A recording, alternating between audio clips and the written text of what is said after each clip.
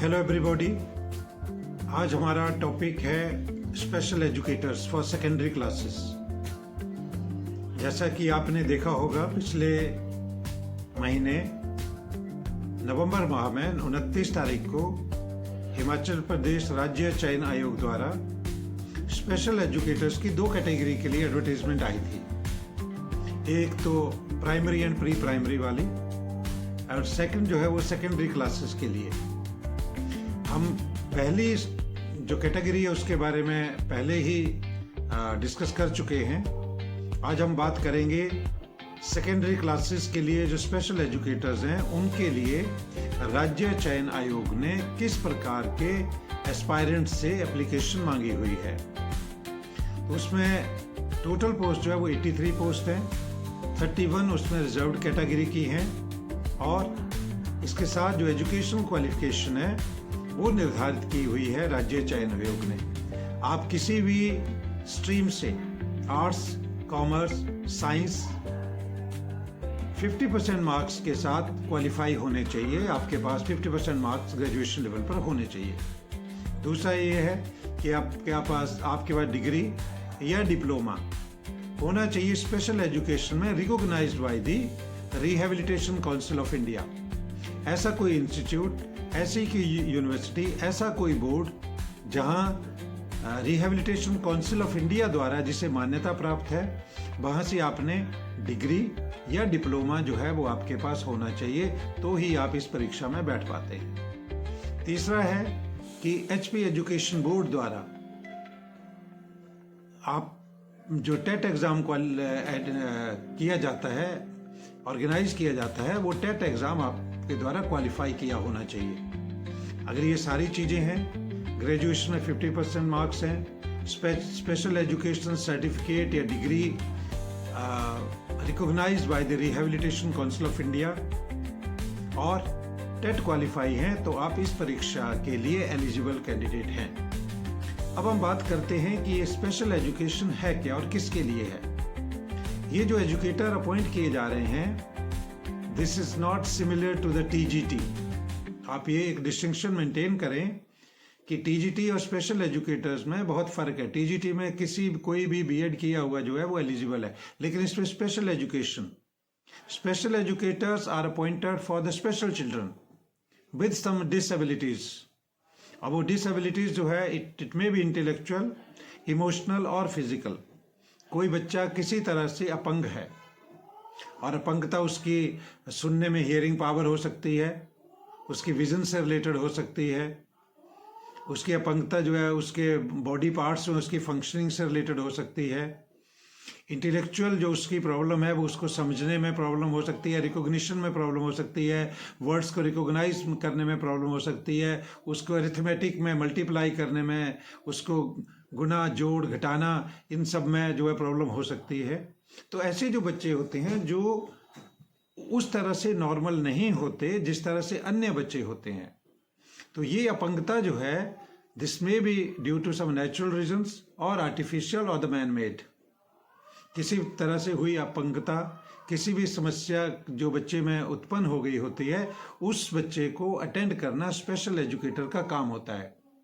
और ये special educator जो है एक प्रॉपर मेथोडोलॉजी के द्वारा, जिसमें अदर एजुकेटर्स की भी हेल्प लेते हैं, जनरल टीचर्स की भी हेल्प लेते हैं, और फिर उन बच्चों की प्रॉब्लम को रिड्रेस किया जाता है और उसको जो है इक्विवेलेंट करने की कोशिश की जाती है जो अदर जो बच्चे होते हैं उस स्टेज के, उस श्रेणी के। तो इस पर्पज़ के लिए जो है ये एजुकेटर्स अपॉइंट किए जा रहे हैं। आपने देखा होगा सोसाइटी में ऐसे कई सारे बच्चे हैं जिनमें किसी न किसी प्रकार की कोई डिसेबिलिटी है, और जो अन्य बच्चों के साथ अपनी ही एज के जो बच्चे हैं उनके साथ समकक्ष होते हुए भी किन्हीं गतिविधियों में इक्वली पार्टिसिपेट नहीं कर पाते या इक्वली परफॉर्म नहीं कर पाते हैं। उनके लिए सरकार ने ये बहुत ही अच्छा स्टेप लिया है कि स्पेशल एजुकेटर जो हैं वो अपॉइंट किए जाएं। 83 पोस्ट है, मे बी कमिंग टाइम में और इसके लिए जो है वो बढ़ाई जाएं, लेकिन अभी ये स्टार्टिंग जो है वो इससे हो रही है कि हमने सेकेंडरी के लिए जो है 83 post government of Himachal Pradesh ने एडवर्टाइज करवाई हुई है। इनके लिए जो सिलेबस निर्धारित किया गया है उसमें 85 मार्क्स का आपका स्पेशल एजुकेटर के ऊपर है, जो स्पेशल एजुकेटर्स जो हैं वो उसमें उनका जो अपना सिलेबस था, जो उसने डिग्री डिप्लोमा जो किया है एसेंशियल क्वालिफिकेशन के पॉइंट ऑफ व्यू से, उसके ऊपर बेस्ड होंगे। टीचिंग स्किल या टीचिंग एप्टीट्यूड भी उसमें जो है वो निर्धारित किया गया है। यानी कि 85 क्वेश्चन आपके होंगे आपकी उस स्पेशलाइज्ड एजुकेशन के ऊपर, जो आपने रिहेबिलिटेशन काउंसिल ऑफ इंडिया का जो बीएड प्रोग्राम है, जो टीचर्स ट्रेनिंग प्रोग्राम है, उसमें जो आपने एजुकेशन एक्वायर की है, उसमें जो आपका स्किल है, उसमें जो आपका एप्टीट्यूड डेवलप हुआ है for being a special educator, उसके ऊपर टेस्ट होगा। और सेकंड पार्ट का जिसमें 35 मार्क्स हैं आपके लिए, वो आपका ये 35 क्वेश्चन जिसके होंगे वो आपका है जनरल कैटेगरी का, जिसमें क्वेश्चन आपके हिंदी के भी होंगे, इंग्लिश होंगे, अरिथमेटिक होंगे, रीजनिंग होंगे, हिमाचल जीके होगा, जनरल जीके होगा, करंट अफेयर्स होगा, और इस may be some question on computers, क्योंकि कंप्यूटर तो आजकल हर जगह पे टेस्ट किया जा रहा है, तो वो भी आपका हो सकता है। तो फ्रेंड्स, जो भी इस कैटेगरी में आ रहे हैं, जो एस्पायरेंट हैं, वो इन सब चीज़ों को ध्यान में रखें और अकॉर्डिंगली तैयारी करें। आप उन सब बुक्स को जो आपने उस टाइम उस स्पेशल एजुकेशन एक्वायर करने के लिए जो आपने बीएड प्रोग्राम किया है या जो आपने डिप्लोमा प्रोग्राम किया हुआ है, उस टाइम जो आपने अच्छी बुक्स पढ़ी हुई हैं, अच्छी बुक्स से मेरा मतलब है रेफरेंस और टेक्स्ट बुक्स, उन बुक्स को एक बार फिर अपने टेबल पे रखें, उनको रिवाइज करना शुरू करें। और जब आप रिवाइज करना शुरू करेंगे तो आप पाएंगे कि परीक्षा में बहुतायत में in very large number question जो हैं वो उन्हीं बुक्स में से आ रहे हैं। आपके लिए बाजार में जो है वो कोई भी अच्छी और भी बुक्स हो सकती हैं जो उपलब्ध हों स्पेशल एजुकेटर के लिए, वो भी लें। वो मॉक टेस्ट करने के लिए आपको बहुत ही हेल्पफुल रहती है। किसी भी प्रकार से ऑनलाइन एजुकेशन के लिए I do not support online education. मैं कहता हूं कि या तो आप हार्ड कॉपीज अपने पास रखिए, आपके पास बुक्स होनी चाहिए, या फिर आप किसी कोचिंग एकेडमी जो आपको लगे कि ये रिलायबल है, not through the publicity only, क्योंकि बहुत सारी एकेडमीज, बहुत सारे कोचिंग इंस्टीट्यूट्स अपनी एडवर्टीजमेंट के द्वारा या पास्ट में जो सक्सेसफुल कैंडिडेट्स होते हैं उनसे बुलवाकर अपनी पब्लिसिटी करते हैं। मेरा ये मानना है कि कोई भी अगर अच्छी एकेडमी है, आप वहाँ पे जाइए एंड आस्क देम कि I need trial classes for 3 days। 3 दिन की आप ट्रायल क्लासेस करिए, और जब आपको लगता है कि ट्रायल क्लासेस बहुत ही सक्सेसफुल हैं और आपको लगता है कि जो ऑलरेडी आपके पास है उसमें आप और गेन करेंगे, आपको एडेड एडवांटेज मिलने जा रहा है कुछ पैसा खर्च करके, कुछ नहीं बल्कि मैं तो कहना चाहता हूँ कि जितनी भी कोचिंग एकेडमी है वहाँ पे अच्छी खासी फीस जो है वो ली जाती है। तो मैं ये भी मानता हूँ कि अगर फीस ली जा रही है तो आपको उसका रिटर्न भी उतना ही अच्छे होने चाहिए। अगर आज आप 60% पे हैं तो कोचिंग इंस्टीट्यूट ज्वाइन करने के बाद आपकी परफॉर्मेंस जो है वो 100 पे पहुंच जानी चाहिए। इसलिए इक्वली इम्पोर्टेंट है कि आपके पास हार्ड लिटरेचर हो, आपके पास बुक्स होनी चाहिए, और हर सब्जेक्ट से रिलेटेड जो आपके प्रिस्क्राइब्ड सिलेबस है उसको ध्यान में रखते हुए आपको अपनी तैयारी फिर करनी है। तो 2 चीज़ों के ऊपर ज़्यादा, फर्स्ट मेरी प्रायोरिटी है सेल्फ स्टडी, और सेल्फ स्टडी के लिए आपके पास है टेक्स्ट एंड रेफरेंस बुक्स, और इसी कैटेगरी में आ जाती है आपकी हेल्प बुक्स, जिसमें आपको लगे कि ये रिलायबल है, वो बुक्स आप ज़रूर लें। उनमें मार्किंग करें, उसमें हाइलाइटर से जो है important, very important and most important category के लिए अलग अलग हाइलाइटर यूज़ करें, नोट्स बनाएं, क्योंकि ये लाइफ टाइम अपॉर्चुनिटीज़ कई बार हो जाती हैं। क्योंकि आज टेस्ट निकला है, after 3 years the government of Himachal Pradesh has started the recruitment process through राज्य चयन आयोग, और ये 3 साल एक बड़ा लंबा एक पीरियड जो है वो लैप्स हो गया। तो आपका नेक्स्ट अपॉर्चुनिटी कब मिलेगी ये कहना बहुत मुश्किल है। जब तक कि गवर्नमेंट्स ऑनेस्ट नहीं होंगी, गवर्नमेंट जो है जॉब्स क्रिएशन के बारे में अच्छी तरह नहीं सोचेंगी, तब तक जो है वो परेशानी फिर रहेगी। तो इसलिए आप ध्यान में रखें कि अपॉर्चुनिटी जो आई है इसको आपने ग्रैब करना है।